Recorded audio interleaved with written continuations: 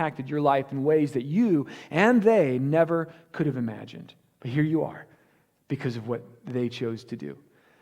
So God used them as part of your story, as part of the plan He has for your life. And I think that's God's plan for all of us. I think it's pretty heroic whenever we care enough to come alongside other people and realize that God has put us in their life to be a part of His plan to help bring change. I think it's pretty heroic whenever we care enough to walk with others regardless of what they might be walking through, regardless of what they might make us feel like, through what they're going through. Because whenever you care, intentionally care, to choose to come in, step in, lean in rather than lean away, God uses that as part of His plan, not only to guide and direct your life, but to guide and direct their life. And that's not just my story. And that's not just your story from somebody who impacted your life, but that's the story of a young woman that we're going to talk about today, whose name is Ruth. You might have heard of her name before. And if you're new with us, over the summer we've been walking through the Old Testament Jewish scriptures and looking at these men and these women, looking at these ordinary people that God has used to be heroes. And though they're not perfect and they're just like you and me and they have their flaws, God still used these men and these women in ways they never expected that they could or God could. And that's why we're calling this series Unexpected Heroes. They didn't think God could use them the way that He did. And I think that if we look at their lives and learn what they did to be such heroic men and women, then maybe God can help us be heroic too. So regardless of what you might think of yourself, regardless of what others might say of you, I think anybody can be a hero with God's help. And that's what we're talking about. The story of Ruth this morning, I think, will show all of us how when we care enough for others, and we come alongside of them, that God uses that kind of choice to bring change to our life and to their life. And we all have the potential to play a part in somebody else's story. And in the case of Ruth, her life would not just change somebody else's story, in this case, a woman named Naomi, but her choice to care not only would change Naomi's life and Ruth's life, but it would change the future, the course of her entire country, Israel. And this is not a stretch to say, without Ruth making the choice that she's about to make, that we're going to look at, the story of Israel would be very different. Israel would not have had their greatest king, King David, and there would be no family line of David for Jesus, the Messiah, to be born into centuries later. Ruth didn't know it at the time. She didn't know what hung in the balance. She didn't know what would come as a result of her choice. But because she cared and walked with Naomi, it changed the world forever. Her story is found in the Old Testament Jewish scriptures in a tiny little book on the other side of the book of Judges, 4 chapters called Ruth. In the day when the judges ruled in Israel. And if you don't know what that means, over the last couple of Sundays, we've talked about a couple of the judges. We talked about Samson 2 weeks ago. And last week, one of my favorite stories, we talked about Deborah. How many of you enjoyed that? That message encouraged you? One of my favorite stories of the Old Testament Jewish scriptures. And if you missed that, go on our website, go back on our Facebook page, watch those, because I tell you, it will encourage you. It will help you to know how God used a woman to throw off all the labels in an ancient world, to lead her country, not only politically, but spiritually. And what she did, it was incredible. I can't go on there. We already preached a sermon on that. I can't do that again. All right. But in the days when judges ruled in Israel, before the kings, a severe famine came on the land of Israel. So a man from Bethlehem in Judea left his home and he went to live in a country of Moab. It was a neighboring country, not part of Israel, taking his wife and his 2 sons along with him. The man's name was Elimelech, and his wife's name was Naomi, and they had 2 sons, Mahlon and Chilion. Now, Bethlehem would eventually be the town where Jesus would be born in, and the town where David, Israel's greatest king, would be born and raised up. But before all of that, it was the home of Elimelech and Naomi and their 2 sons. And we're told that a severe famine in the area made it very hard to live, hard to work, hard to provide, hard to support your family, hard to live at all. And so it wasn't an easy decision for Elimelech and his wife Naomi to leave the promised land that God had given to his people through Moses hundreds of years before, and to go away, far away, to the land of Moab, which wasn't part of the promised land. They would have to cross rivers, and they would have to travel miles and miles and miles. So in more ways than Elimelech or Naomi even ever realized at the time, these were steps in the wrong direction, but he was desperate. And as you have felt before, desperate people can do desperate things. So shortly after arriving in Moab, we're told that Elimelech dies.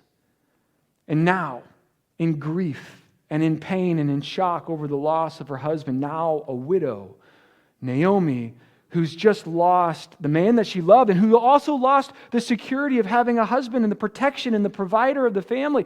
Now Naomi, living in a foreign land with no family and no support network for her. She's a widow working hard to do whatever it takes to support and provide for her sons. So she gets to work, as lots of us do in our lives when life doesn't go the way we want it to. We work hard, we do what we can, we struggle to make ends meet. And as a widowed single mom living in an ancient world, she does the unthinkable. She raises her 2 boys on her own by herself, and she succeeds to the point where they were old enough that the 2 sons married Moabite women. So she raises her sons after her husband dies. One married a woman named Orpah, and the other marries a Moabite woman named Ruth. So Ruth enters our story because she married one of Naomi's sons. Ruth isn't from Israel. She's not part of the people of Israel. She's from Moab. She's a foreigner. She's not part of the whole story that God is telling. And after the wedding, they settle into their lives, living in Moab, making the best of things, as we all try to do. But sadly, more tragedy sets in. We're told that about 10 years later, both of her sons, Mahlon and Chilion, also died as young men without children to pass on the family name, without an heir, without someone to care for and to support Naomi. So now left all by herself. Naomi, all alone, without her 2 sons or without her husband. Think of it. If it were you, or if it were me, when within a period of 10 years, Naomi, you lost your home, you lost your land, you lose your community, your family, your network of support, you lose your husband, you lose your 2 sons, you've lost any chance for a future family at all. There's not going to be grandchildren running around for you. You've lost any chance of a future. The family name dies with you. She's walking through this incredible personal pain and grief. But maybe some of you know exactly how that feels, wading through this heavy sense of sadness. Her life probably feels like a nightmare. I can't imagine how that must have felt.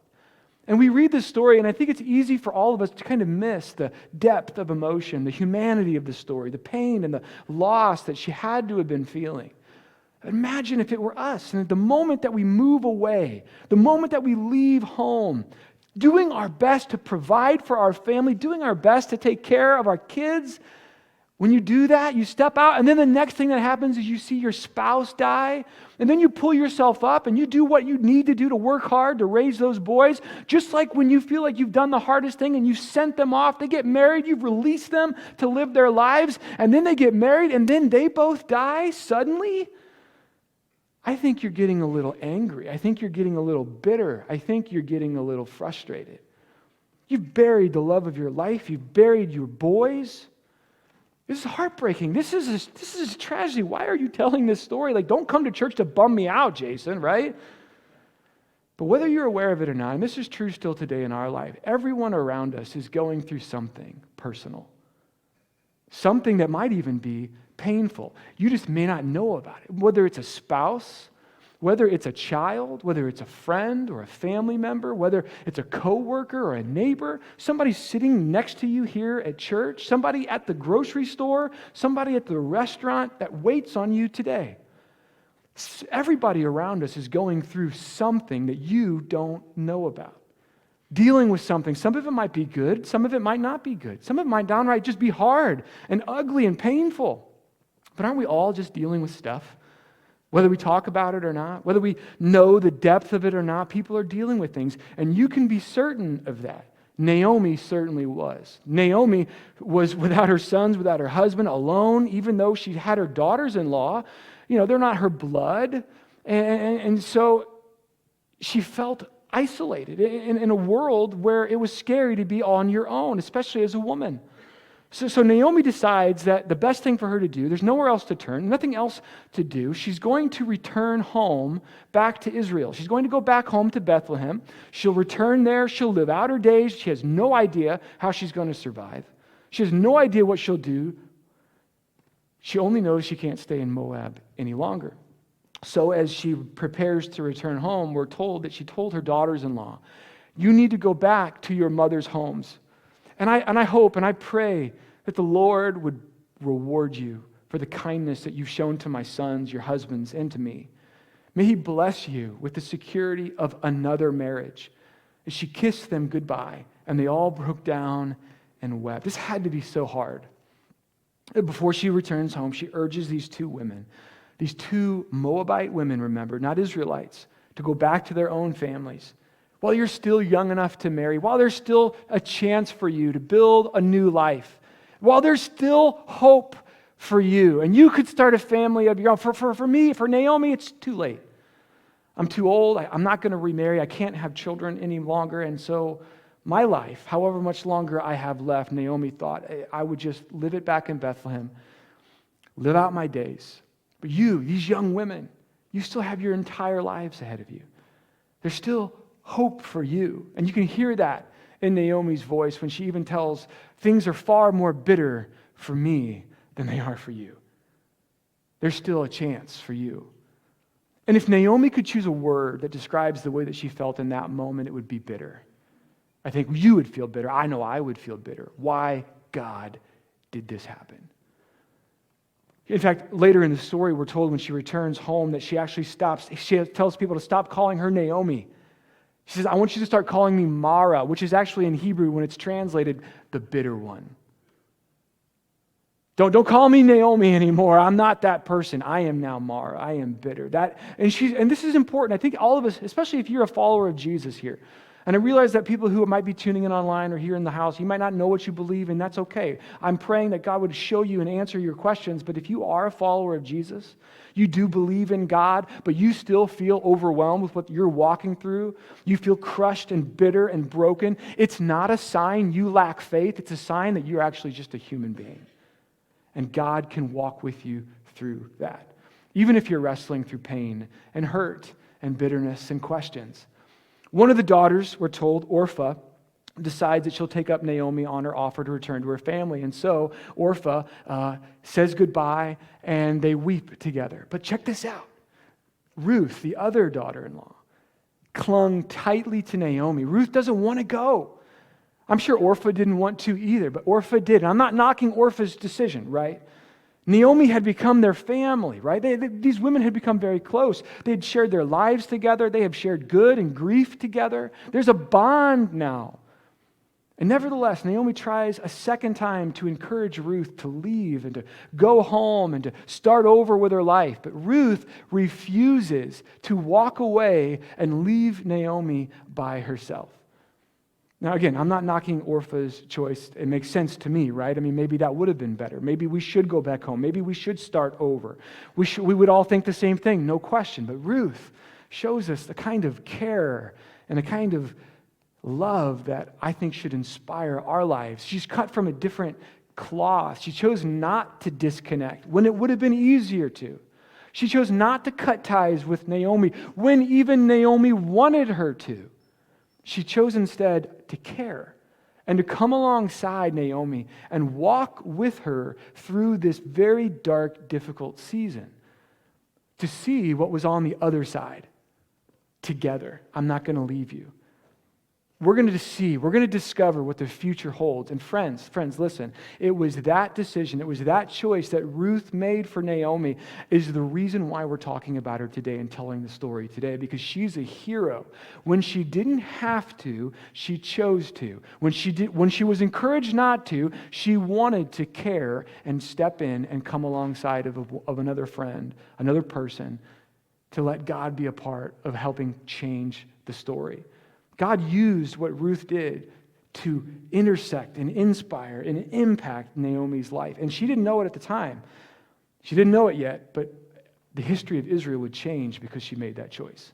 That one simple choice. Here's what Ruth said. I think if you highlight anything in your Bible, you should highlight this.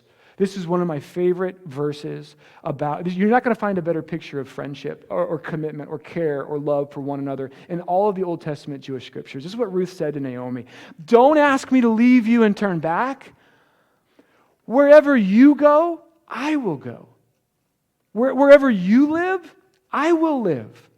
Your people will be my people. Your God, I'm going to forsake all these Moabite gods. Your God will be my God. Wherever you die, I will die. And there I will be buried with you.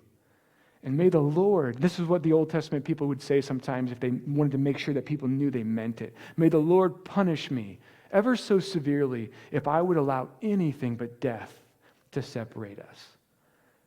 So when Naomi saw that Ruth was determined to go with her, she didn't say another thing.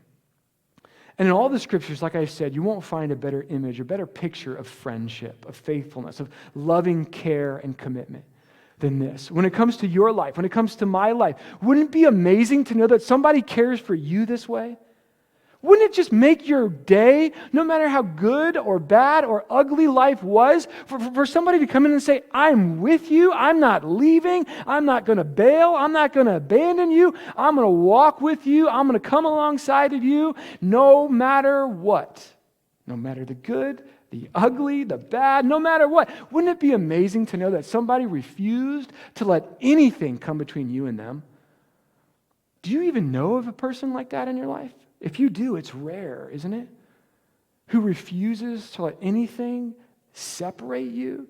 Who refuses to walk away and stop caring for you, but instead chooses to be with you, to walk with you? When somebody says, I'm with you wherever, whatever, you're not alone. I've got your back. I'm here. I care. Together, we'll get through this. That's a special kind of love. That's a special kind of person. That's a true friend. And that's intentional investment. That's intentional choosing to care. And that's got the potential to shape and guide not only your life, but the life of others around you, because it influences and it leaves an impact. And friends, because Ruth did that, the effect was that not only did it change Naomi's life and future, it changed Ruth's, and together it changed the course of Israel. But what comes next is a little bit complex, and it's a little bit difficult because there's a lot of nuance. It's a little confusing in our modern culture. But for the sake of time, for the sake of simplicity, I'll give you the short and the simple version of it. Together, Ruth and Naomi return back to Bethlehem, back to Israel, and once they arrive, Ruth goes to work to provide for both of them. She ends up working in a field, picking up leftover crops. Moses had written into the law, God made sure of it, that anybody who owned owned fields, had to leave a portion of their fields unpicked for the poor to come in and pick so that they would have enough food. You think God cares about the poor? You better believe that He cares about the poor. And so Ruth, we find her picking crops up at the corners of the fields like God had put in the law to make sure everybody had food. She finds herself in the field of a man named Boaz. Now, when we learn about Boaz, we learn that Boaz is actually a relative to Naomi's husband, Elimelech, who had passed away. We don't know what kind of relation they had together, but we know that they are related. And we learn that God had blessed Boaz. Boaz was wealthy. Those who stuck around in Bethlehem and didn't leave like Elimelech did, God had blessed them. The crops were abundant. The ground was fertile. Apparently, they didn't need to leave. That's a whole other conversation, but they did nevertheless. But Boaz has been blessed. He's a wealthy man, and because he finds Ruth in her field working, he is able to make sure she has food, able to make sure that she's got safety and security. As two women with Ruth and Naomi living in an ancient world, he was the one who stepped in and made sure that where trouble and violence lurked around every corner, they had what they needed and were safe. Boaz is a very good man. But it doesn't take him very long to notice Ruth. Not just because maybe she was attractive or beautiful, but because how hard she worked.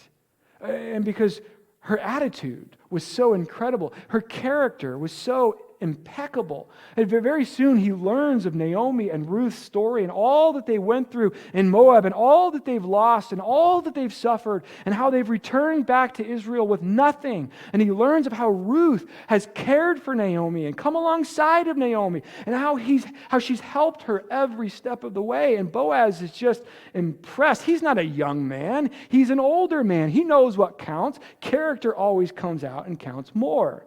Looks might fade, but character is forever. He is impressed by Ruth. He's inspired by her story, her care, her love, her commitment for Naomi. And it just so happens that he's not married himself. He's a single guy. So we already know where the story is going. But when Naomi learns that Ruth has caught the eye of Boaz and made such an impact on him, she realizes something, that Boaz isn't just a relative of her husband Elimelech, but that also Boaz is what was known as the kinsman redeemer. A kinsman redeemer, which we have nothing like this in our culture, but back in that day it was the title given to the head over a family unit. With it came certain responsibilities. And it's a little confusing again because we have nothing like this in our culture today, but the idea of a kinsman redeemer was another thing God made sure he had Moses include into the law of Israel. It was the person over every family who had responsibility for the whole family. For example, they would be the one that God would use to buy back a person from their family, a member of their family, should they be forced into slavery or maybe they couldn't pay their debts. And so they had the financial responsibility to set their family members free from servitude or slavery. Also, they were the one to be responsible to find justice. If anybody in their family was wronged or harmed or murdered, that they would be the one responsible to make sure that the criminal, the one responsible, paid for it. It was brought to justice.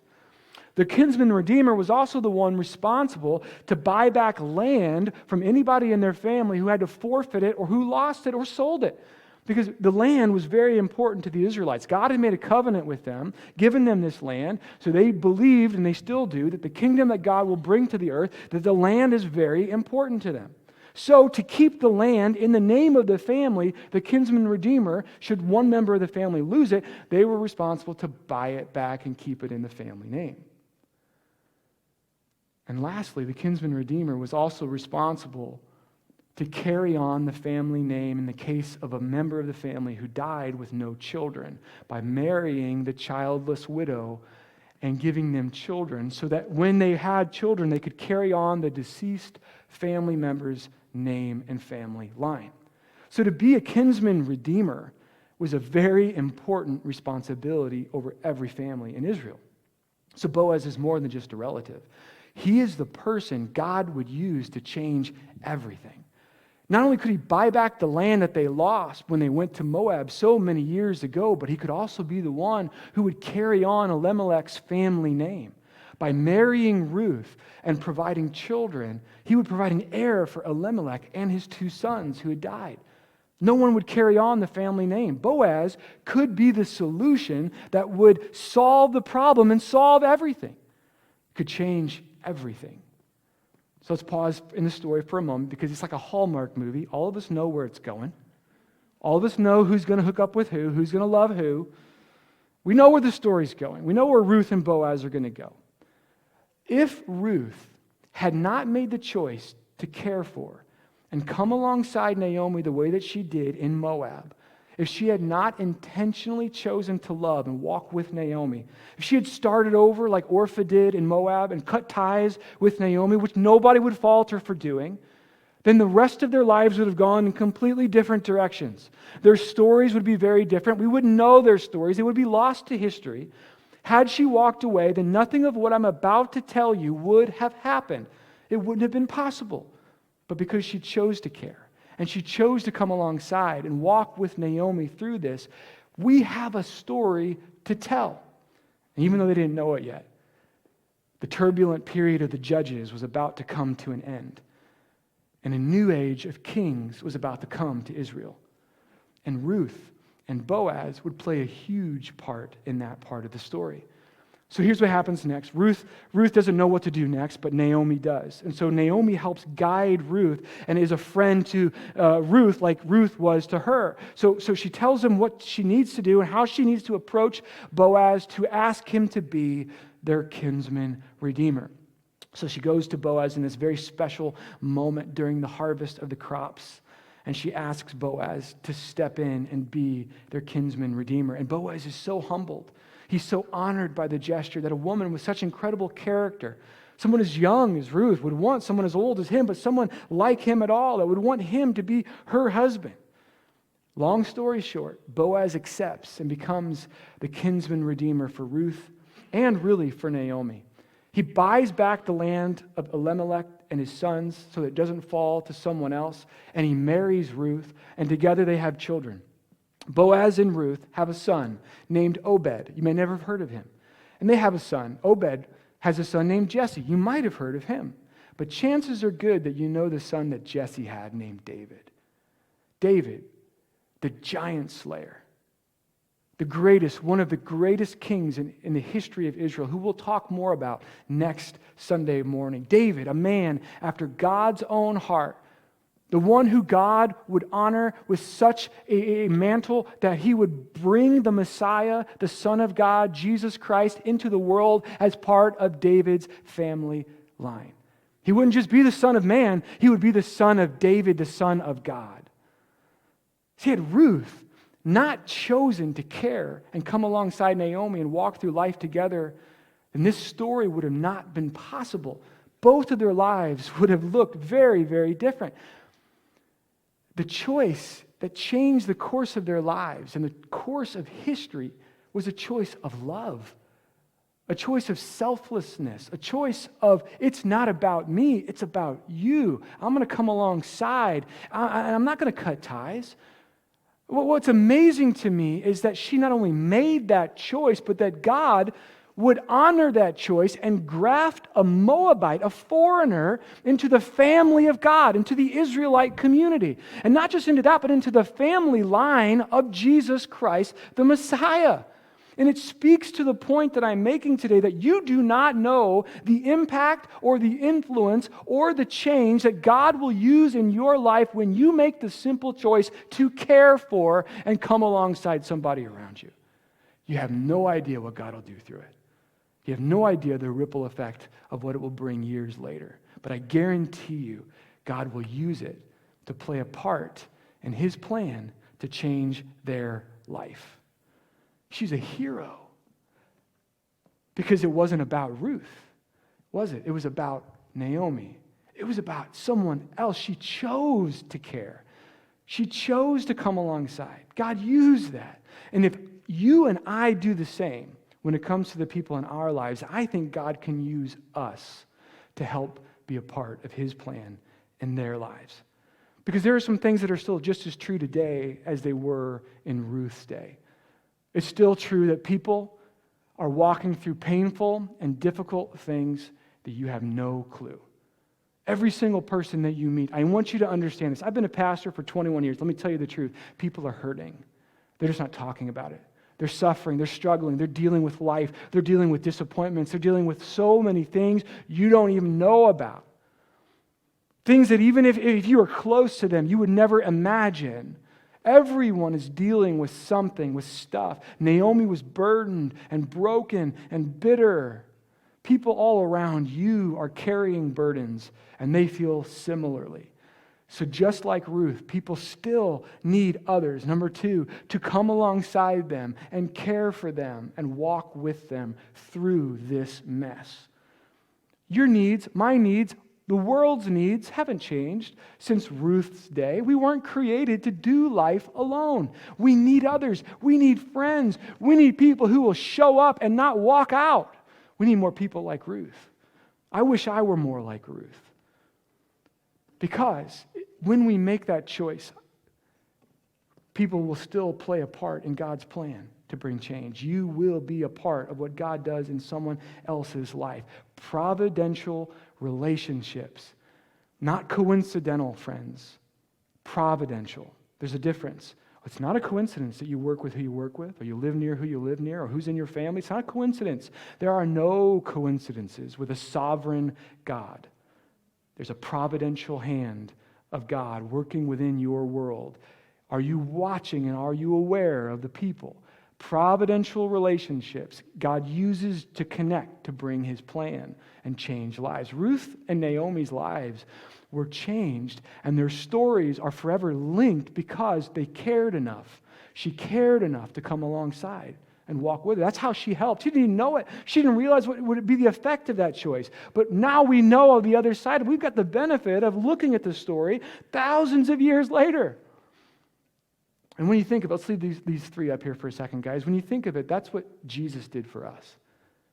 When you want to know what kind of a friend Jesus is for you and for me, he lived his life around these three truths. He knew humanity was walking through painful, personal, difficult things that they couldn't change on their own. They needed help. They needed hope. They needed a Savior. Sin had broken God's creation, left humanity in a mess of pain and misery. And he knew that the only hope that would bring change, lasting change for any of us, was when he would walk with us and come in the flesh and live among us and walk alongside of us through what we're going through and feel what we're feeling and care for us the way that we need God to know, to walk with us through what we're going through, not to abandon us. Jesus knew that that's what real love does. It doesn't run away, it leans in.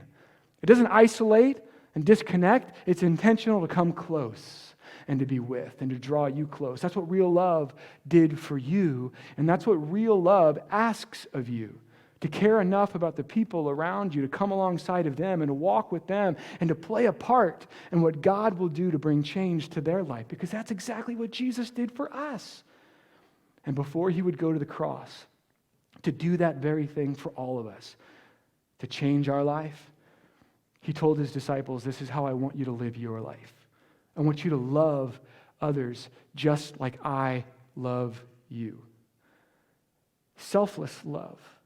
Not about me love. The kind of love in your relationships where you're not the subject, you're the answer.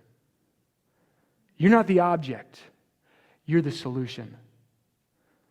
That's the kind of selfless love Ruth had for Naomi. That's the kind of selfless love that my friend Jason Hall had for me.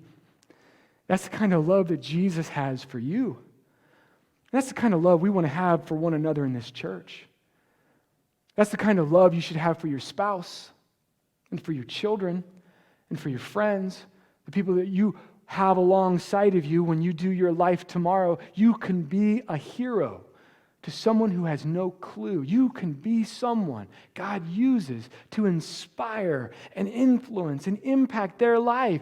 Don't minimize your potential impact on anyone. Don't tune me out. Don't minimize who God can use for you to change their life. Don't think you can't make a difference. And don't follow our culture that intentionally isolates and disconnects from one another and who cares more about ourselves than we do about others. Don't do that. Do what God is asking you to do. Do what makes you uncomfortable. Do what's hard.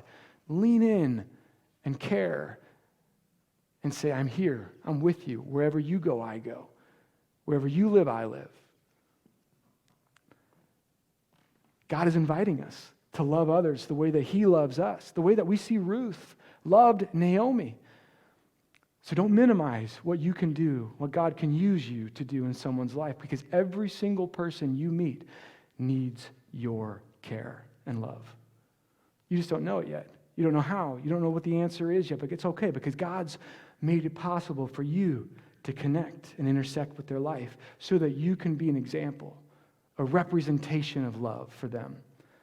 You get to play a part now in the plan of God for somebody that you know, but you have to make that choice. And if you want to know why you've been put on this earth, it's not for you. It's not to serve yourself. You were created to serve others and to make a difference in the lives of others. You want to know what makes a real mark on eternity? You living a life like that. God uses ordinary people still every day who are willing to just care and come alongside others and let God use them to bring change. So I have two questions for you before I pray, real quick. Who will you care enough to come alongside this week? Who is God putting on your heart? Who are you thinking of as I share this message?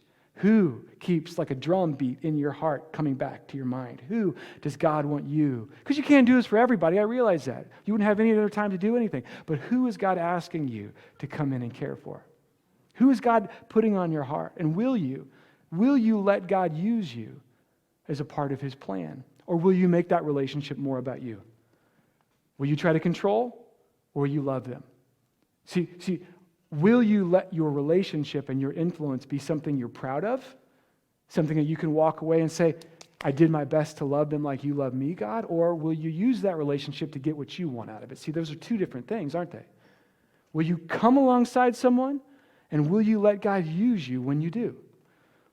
Let's stand together. Let me pray for you. Because imagine leaving a mark in somebody else's life like Ruth, like my friend Jason. Imagine having an eternal impact on somebody else. You have the potential to do that. And God wants you to know that that's what he did for you. So let's pray. Lord, maybe there's somebody here before we go who really questions whether you're good and whether you love them and whether you have a plan for their life. Maybe they wonder if they can trust you or if they can even believe that you're real. I pray in this moment that they would be able to look with hindsight back in their life and see men and women, family members, others who've loved them and helped pave the path for where they are today. And help them see that you are the sovereign God who put those people in their lives. Good or bad, easy or hard, we are who we are and we are where we are because of them. But we are where we are today because we need your help, God. And if we're here and we don't have faith and we don't know what we believe, I pray that someone today watching or someone here in the house would have the courage in this moment of private response to say, Jesus, I need your help. I believe that you are more than a man. You are the Son of God, the one who is the solution for the problem and the mess that I have that I can't change. So God, forgive me. Come and change me. Use my life to be more like you in this world. A simple prayer of faith from anyone who is doubting, anyone who is far, anyone who questions whether they are close enough to Jesus this morning. A simple prayer of faith can change your life. Jesus can change your life. Lord, for all of us who do believe, inspire us in our lives to leave here and do something about what we've just heard. Help us to come alongside and care for people and love them. Not like we love, not like we want to be loved, but like you love, like you have loved us. Help us to love them selflessly. God, help us to love them lavishly, no matter what, unconditionally, even when it's hard. Give us courage and strength to do what you're asking us to do. Help us to make a difference in someone's life. In Jesus' name I pray. Amen. Thank you guys for being here this morning. Have a great week. We'll see you back here next Sunday morning. We have a special service planned, a special message planned. You don't want to miss it, I promise.